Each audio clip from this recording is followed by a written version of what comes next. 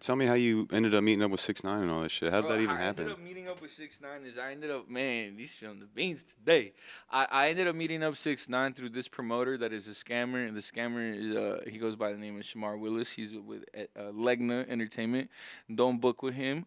He's a scammer. But anyway, the way he scammed us is he ended up booking me for a really good show with 6ix9ine. I ended up like having like backstage. We actually ended up clicking up. My manager P ended up getting real cool with Shotty, Kifano. If y'all know who that is, Shotty who's in jail. Shotty was like mad tight. I was I was kicking it with Secco Billy. Me and Secco actually like kicked it off and shit. Everything was mad cool. I was like started doing shows with that nigga, and then I'll never forget.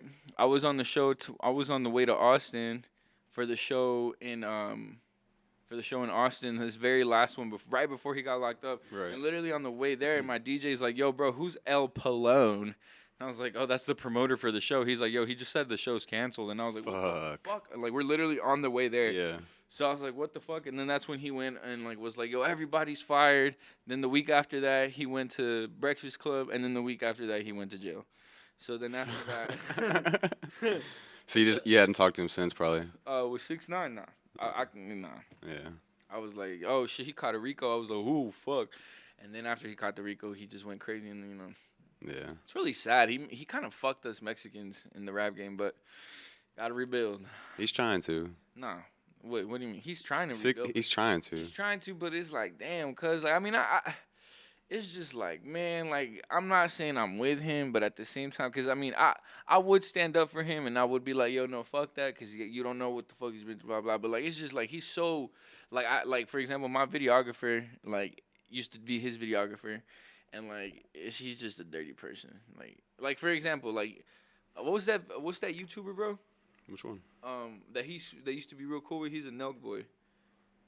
Steve will do it. Steve will do, like, bro, Yeah. for you to get Steve will do it to cut you off after, like, he's taking so much shit and standing up for you, like, yo, you a piece of shit. He straight up cut him off. He was like, fuck that shit after that little Dirk impersonator shit. Perkio. Yeah.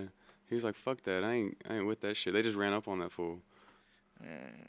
That's I mean, but 6ix9ine, his whole thing is just trolling on people. Yeah, but like, see, that's the thing though. Like, he trolls on people, but like, look, like one thing that I've noticed is like, look, okay, R.I.P. Draco the Ruler. I was never like close with him and nothing like that.